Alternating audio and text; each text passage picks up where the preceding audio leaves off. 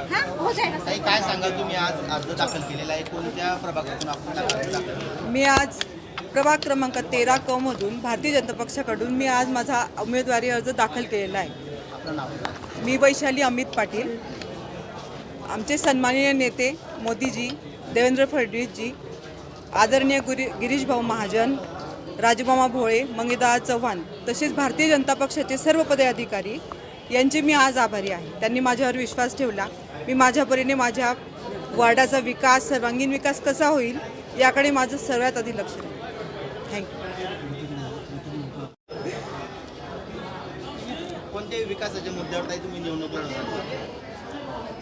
सर्वांगीण विकास म्हणजे स्वच्छता, घंटागाड्या कशा व्यवस्थित येतील, गटारी कशा साफ होतील, कारण महिलांना याचे खूप त्रास होतो. मी सुद्धा एक सामान्य गृहिणीच आहे.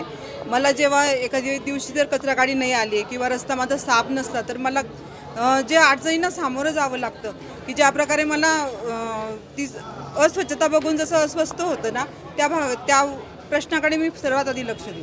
तुमच्या प्रभागामध्ये नेमके उमेदवार कोण पॅनल झाले? बीजेपीचे का शिंदे गटाचे आहेत नेमके? कसे पॅनल? बीजेपीचे आमचे आम्ही 3 जण आहोत.